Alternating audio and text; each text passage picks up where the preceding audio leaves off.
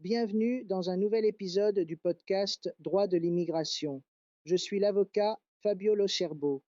Aujourd'hui, nous analysons une décision particulièrement intéressante du tribunal administratif régional du Latium, qui concerne un thème central dans la pratique du droit de l'immigration, le refus de visa pour études et les limites du pouvoir discrétionnaire de l'administration.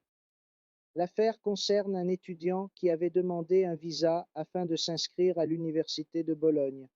Le consulat italien à Istanbul a rejeté la demande, en estimant que le demandeur ne disposait pas de ressources financières suffisantes pour subvenir à ses besoins en Italie. Il s'agit d'un motif de refus très fréquent. Cependant, le juge administratif a mis en évidence un point essentiel. Il ne suffit pas pour l'administration d'affirmer que les ressources sont insuffisantes. Elle doit le démontrer à travers une instruction complète et sérieuse. Dans cette affaire, le tribunal a constaté que plusieurs éléments déterminants n'avaient pas été correctement pris en compte. Par exemple, l'existence d'économies documentées, le soutien financier de la mère, l'exonération des frais universitaires, ainsi que d'autres avantages économiques liés au parcours d'études.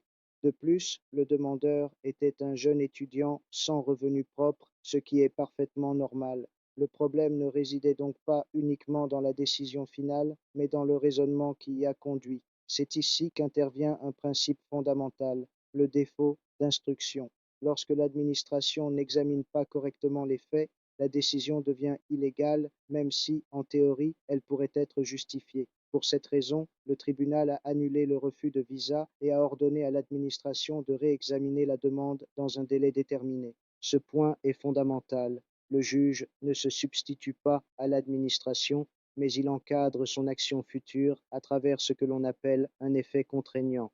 Dans une perspective plus large, cette décision s'inscrit dans une évolution jurisprudentielle importante, éviter les refus automatiques et promouvoir une évaluation concrète et individualisée, notamment lorsque des droits essentiels sont en jeu, comme l'accès à l'éducation. Et cela nous amène à une réflexion plus profonde. Le visa étudiant n'est pas seulement un titre d'entrée, il constitue souvent la première étape d'un parcours pouvant conduire à l'intégration, à l'emploi et à une stabilisation sur le territoire. Le refuser sur la base d'une analyse superficielle revient à interrompre ce parcours avant même qu'il ne commence. La conclusion est claire. Dans les procédures administratives en matière d'immigration, la qualité de l'instruction est déterminante. Il ne suffit pas de dire non.